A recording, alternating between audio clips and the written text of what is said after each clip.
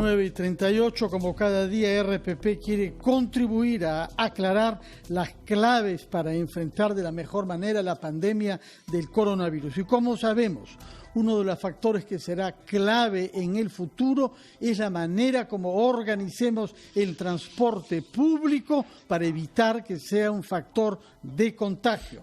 Por eso hemos invitado a dos especialistas de este tema.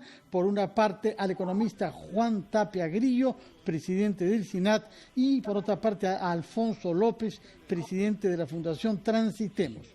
Economista Juan Tapia, muy buenos días.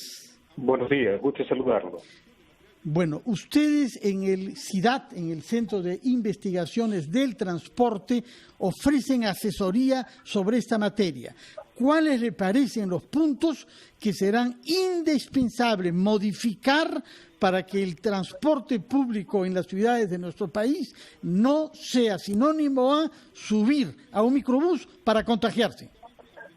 Sí, como hay un tema, digamos, si lo vemos por el lado de la demanda, Lima genera aproximadamente 15 millones de viajes de transporte público, ¿no?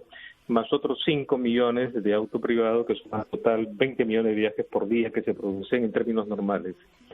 En hora punta, que es la hora de mayor volumen, se produce aproximadamente el 15% del viaje, que esto genera más o menos en cifras redondas 2,5 millones de viajes por día. Entonces, la única manera de alguna manera de reducir esta presión a la demanda con una reducción de viajes por cada bus, indudablemente ayudaría el establecer un escalonamiento en el ingreso de las actividades, porque si mantuviéramos el ingreso común aún fuera en forma restringida, indudablemente se va a producir una congestión, y si bien la gente no se va a conglomerar en los buses, se va a conglomerar en la vía pública esperando los buses, ¿no? Entonces yo creo que lo que hay que evitar ahí, un elemento importante, indispensable, sería la gradualidad de ingresos, establecer con rapidez un horario diferenciado para que la gente no se conglomere, ¿no? Este es un elemento creo importante. ¿Qué actividades está pensando usted que pueden tener un horario escalonado? ¿Las escuelas, algunas instituciones como bancos y servicios públicos, empresas? De las actividades que inicialmente se han previsto, digamos, en la primera etapa, ¿no?, que el gobierno ha anunciado, por ejemplo, está la industria de la construcción, están las industrias de producción, un conjunto de actividades, están los bancos y todo lo demás, con lo cual lo que podríamos decir, por ejemplo, las industrias que de alguna manera tienen un volumen de gente de traslado importante, podríamos decir, por ejemplo, la construcción ingresa a las 7 de la mañana, ¿no? Los bancos podrán entrar a las 8, ¿no? Y así establecer por actividades, con un mejor conocimiento de las actividades, este ingreso gradual que permita que la gente pueda viajar en una oferta restringida, ¿no?, porque no se pueden ocupar todos los asientos, poder hacerlo, ¿no? Señor Tapia, ¿qué tal? Muy buenos días. Le saluda Mónica Delta desde aquí, desde el teletrabajo. Y esperemos que a partir de una situación como esta tan extrema haya posibilidades de que mucha gente también pueda hacer el teletrabajo. Pero usted ha hablado de, en tiempos normales, 20 millones de viajes, entre viajes que se hacen en transporte público, privado, por decirlo de alguna manera, y 5 millones en el privado. Es un problema de fondo. El 80% de la gente en el Perú se moviliza a través del llamado o mal llamado transporte público. Es más bien un transporte comunitario. El problema de fondo es que la transitabilidad que hay de la cantidad de gente que hay por ejemplo, en Lima Norte, en Lima Este, en Lima Sur, es muy grande. Y entonces se mueven en distancias, aunque no sean muy amplias, pero son distancias de manera permanente. O sea, ¿cómo hacer para que no solamente la alternativa sea usen bicicletas, que sería una cosa extraordinaria, pero no hay cómo, porque no están las ciclovías puestas, no está la infraestructura? Y por otro lado, ¿cómo podríamos aprovechar una circunstancia como esta para establecer, más allá del escalonamiento de horarios, un mejor planteamiento de transporte? Porque el problema es que la mayor cantidad de gente va a trabajar dentro de la informalidad. Entonces, ¿cómo hacemos para que no transiten mayoritariamente por distritos que están en lados opuestos? Sí, tú has tocado un tema importante, Mónica. y es un tema, existe una demanda y en contrapartida debe existir una oferta, ¿no? Yo que le oferto esta demanda que me genera. Si bien es cierto, hay una gradualidad de ingresos, no todas las actividades se van a empezar de inmediato, lo importante es tratar que cuando nosotros hablamos de oferta, vamos a hablar de una oferta, discúlpame, es un tema muy técnico, de una oferta estática, significa cuántos asientos suman todos los buses que tenemos, y hay una oferta dinámica en términos cuántas vueltas yo le doy, ¿no? Entonces, una medida rápida, por ejemplo, para aumentar la oferta dinámica, que exista más volumen, aún restringido, sería, por ejemplo, establecer que los buses tengan una prioridad de circulación. Esto significa que sin necesidad de llegar a pintar carriles y todo, que tomaría muchísimo tiempo, es decir, que el primer carril en las avenidas principales X serán solamente para buses y los autos tendrán que ir en segundo carril, ¿no? Y tendrán ciertas preferencias, y definitivamente nosotros podríamos pasar en un tiempo normal de una velocidad de 10 kilómetros por hora, podríamos llevarlo a 15, 18 kilómetros por hora, con lo cual estamos aumentando la oferta en términos inmediatos, sin comprar vehículos, nada, inmediato, ¿no? Yo creo que es una medida importante que se va a producir. O sea, tenemos que tratar de administrar la oferta a través de carriles exclusivos, especialmente los primeros corredores. Un segundo elemento importante, que tú lo has señalado de alguna forma indirecta, es que como tenemos conos, los conos regularmente salen en horas muy temprano, pero esta gente no regresa a su casa, digamos, a mediodía, ¿no? Regresa mucho más tarde. Entonces, lo que podríamos hacer es que determinadas rutas o corredores se corten en puntos de máxima capacidad o de alta rotación, y en los extremos se reduzcan los volúmenes de vehículos, con la finalidad de que en términos dinámicos podamos darle más vuelta a los vehículos y, lógicamente, transportar de alguna manera más gente. Sí. Es bien cierto que se puede comprar un poco mejor eso, por favor, señor Tapia, sí. Pero yo quisiera que se incorpore a nuestro diálogo Sí. Alfonso Flores, presidente de la Fundación Transitemos, que participa también en esta sección claves para enfrentar la pandemia. Señor Flores, buenos días. Buenos días, Fernando. Buenos días, Mónica. Soy el gerente general de la Fundación. Gerente general, sí. Habrá escuchado lo que nos ha dicho el señor Tapia: horarios escalonados, carriles separados y diferenciación respecto de algunas regiones de las ciudades.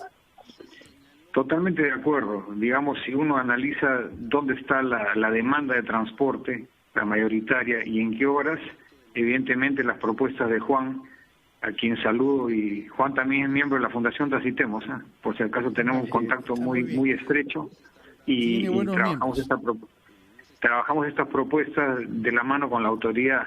Nosotros siempre estamos trabajando para aportar, y lo que plantea Juan es perfectamente viable. Si tomamos en cuenta además que hoy en día con la coyuntura del COVID tenemos solamente, a partir de ayer que dispuso el dato, el 50% de la flota únicamente de transporte público está habilitada para circular. Entonces tenemos mitad de la flota operando y con una demanda que está más o menos alrededor del 28 al 30%.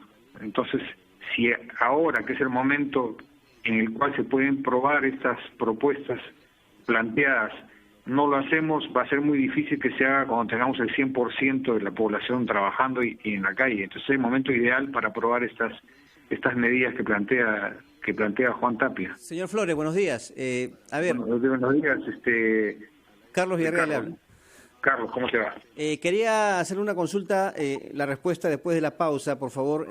¿Cómo tenemos que enfrentar la informalidad de las empresas de transporte público en las que se desplaza mucha gente, en esta etapa inclusive de emergencia sanitaria?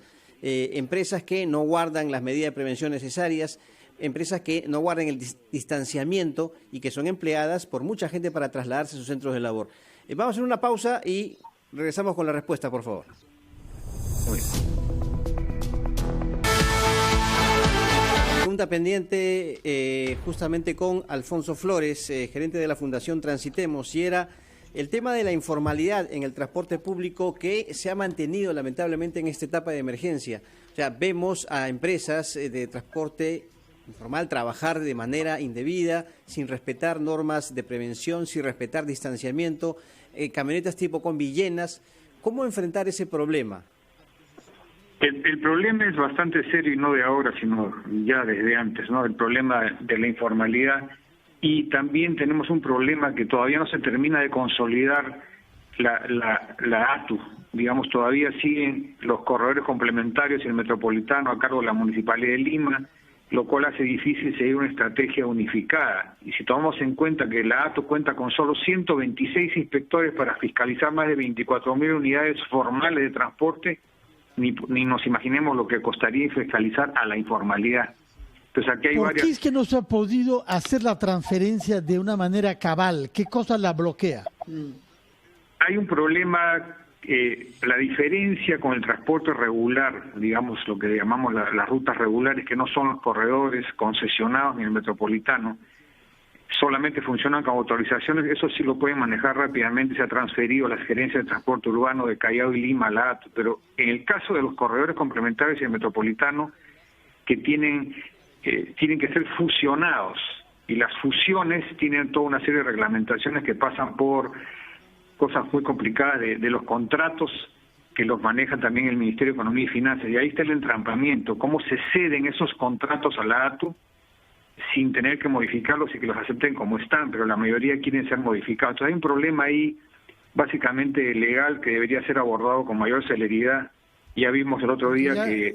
Y ya estamos más de un año con esta parálisis, ¿no? Ajá. Y se agrava aún más porque la Municipalidad de Lima ha renunciado al directorio de la ATU. Los dos funcionarios designados por la Municipalidad de Lima han renunciado al directorio. Por lo tanto, como que hubieran pateado el tablero. La ATU se quedó sin representante de la Municipalidad de Lima. Es un problema... ¿Cuándo se ha producido eso? ¿Cuándo que no hemos tenido noticia de eso? ¿Cuándo se ha producido esta renuncia?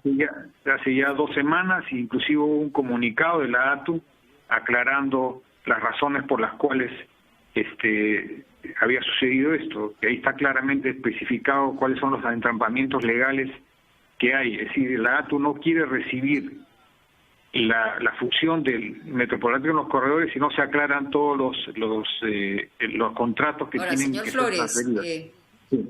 En ese sentido, en realidad entonces no solamente hay un entrampamiento de tipo legal, sino también de alguna manera un enfrentamiento entre instituciones, por un lado la ATU y por el otro lado la que representa el alcalde de Lima. O sea, si esto no tiene una viabilidad en medio de una situación como la que estamos, que sería la mejor oportunidad para reordenar el tema de el transporte, no hay ninguna posibilidad de tener un futuro inmediato. O sea, en una circunstancia como esta, donde además el transporte es la vía perfecta para los múltiples contagios. O sea, hay un problema político y hay un problema legal. Totalmente de acuerdo. Por eso digo, los inspectores de transporte con los cuales cuenta la Municipalidad de Lima no están bajo la administración de ATU. ATU solamente recibió 126 inspectores de las municipalidades en la gerencia de transporte urbano. Entonces el potencial de fiscalización está dividido.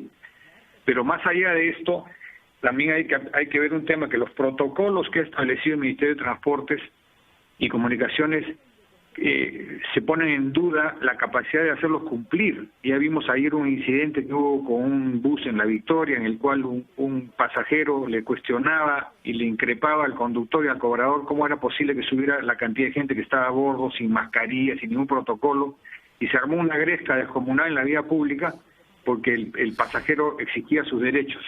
Entonces también tenemos que tomar en cuenta que en esta etapa, al igual que ocurre con los mercados, se requiere mucha concientización de la población de que más allá de que la autoridad haga o no haga su trabajo, está cómo nosotros mismos nos cuidamos y ejercemos una labor de fiscalización por derecho propio. Es decir, si yo veo que el bus está lleno, no me subo, por más que tenga que llegar a un lado. O sea, es un tema también de conciencia ciudadana que se tiene que trabajar mucho con los mensajes para que calen en la población y ayuden en esta situación. Acá tenemos que ponernos la camiseta a todos. La autoridad no lo puede hacer todo, desgraciadamente, y en estas circunstancias de intereses políticos y trabas legales, como ocurre en nuestro país, se hace difícil el cumplimiento, pero hay que seguir apoyándolo. Hay otro punto sobre el que yo le quería preguntar. ¿Cuándo podremos prescindir del uso de dinero en el transporte público como en todas las capitales de los países desarrollados? Ya el sistema se había implementado en los buses municipales de los corredores. Tarjeta para pagar, nada de dinero, ni se toca ni se recibe. Pero eso solamente vale para los buses municipales, pero la mayoría siguen siendo privados. ¿Cuál es el proyecto para que con una única tarjeta uno pueda desplazarse sin necesidad de usar efectivo? ¿Nos es tan difícil llegar a eso? Ahí sí le cedería la palabra a Juan, ya que Juan Tapia también estuvo como presidente de ProTransporte y conoce muy bien el origen de los contratos de las tarjetas de pago, tanto del Metropolitano como la de los corredores complementarios, que son dos sistemas separados que no se han podido unificar hasta el vencimiento de esos contratos. Y cuando la autoridad ya estaba trabajando para hacer una tarjeta única en todos los medios, ocurrió lo que estamos viendo, ¿no? Entonces yo le pediría a Juan si nos puede aclarar un poco más. Por favor, lo escuchamos con enorme optimismo, señor Tapia. Sí. Actualmente el volumen que transporta el Metro de Lima, que usa una tarjeta electrónica, y el Metropolitano, aproximadamente llega al 12% de la oferta total de viajes, ¿no? Eso significa que aún queda un 88% de viajes que no tienen posibilidades de tarjeta porque el transporte sigue siendo individualizado. Esto quiere decir que es el propietario individual de un micro, de un bus, ¿no? Y llegar en este sentido, en términos pragmáticos, a un sistema de tarjeta única para este 88% que no tiene posibilidades reales, porque como es un transportista individual que estaciona el carro en su casa o en talleres particulares, que no tiene una economía de escala, es bastante difícil. En todo caso, yo creo que efectivamente se pueden lograr sistemas, pero esto va a tener que ser, lamentablemente, yo dudo particularmente, conociendo experiencias y haber trabajado por lo menos en 15 países del mundo, que esto se pueda llevar en menos de 4 años o un periodo razonable, ¿no? En todo caso, sí es un reto que tenemos, es un reto inmediato, pero que por el momento las características de cómo es el transporte público nosotros dificulta este tipo de labores, ¿no?